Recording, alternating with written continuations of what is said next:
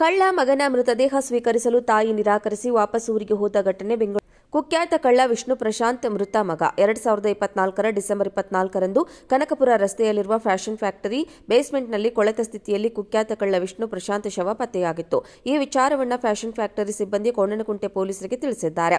ಮಾಹಿತಿ ಆಧರಿಸಿ ಸ್ಥಳಕ್ಕೆ ಬಂದ ಪೊಲೀಸರು ಪರಿಶೀಲನೆ ನಡೆಸಿದರು.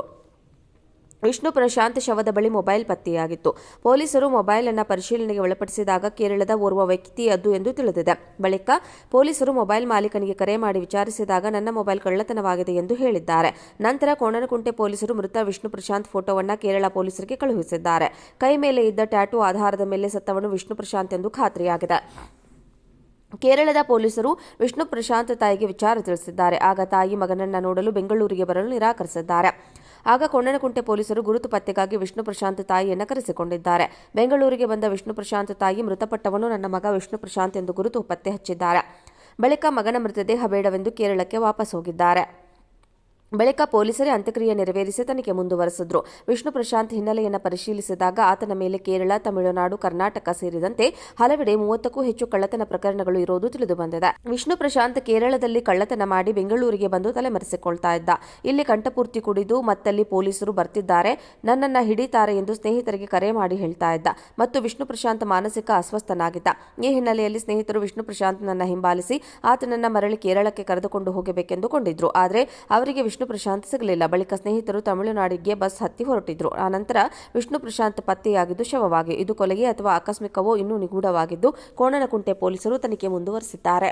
ಕಳ್ಳ ಮಗನ ಮೃತದೇಹ ಸ್ವೀಕರಿಸಲು ತಾಯಿ ನಿರಾಕರಿಸಿ ವಾಪಸ್ ಊರಿಗೆ ಹೋದ ಘಟನೆ ಬೆಂಗಳೂರು. ಕುಖ್ಯಾತ ಕಳ್ಳ ವಿಷ್ಣು ಪ್ರಶಾಂತ್ ಮೃತ ಮಗ 2024ರ ಡಿಸೆಂಬರ್ 24ರಂದು ಕನಕಪುರ ರಸ್ತೆಯಲ್ಲಿರುವ ಫ್ಯಾಷನ್ ಫ್ಯಾಕ್ಟರಿ ಬೇಸ್ಮೆಂಟ್ನಲ್ಲಿ ಕೊಳೆತ ಸ್ಥಿತಿಯಲ್ಲಿ ಕುಖ್ಯಾತ ಕಳ್ಳ ವಿಷ್ಣು ಪ್ರಶಾಂತ್ ಶವ ಪತ್ತೆಯಾಗಿತ್ತು. ಈ ವಿಚಾರವನ್ನು ಫ್ಯಾಷನ್ ಫ್ಯಾಕ್ಟರಿ ಸಿಬ್ಬಂದಿ ಕೋಣನಕುಂಟೆ ಪೊಲೀಸರಿಗೆ ತಿಳಿಸಿದ್ದಾರೆ.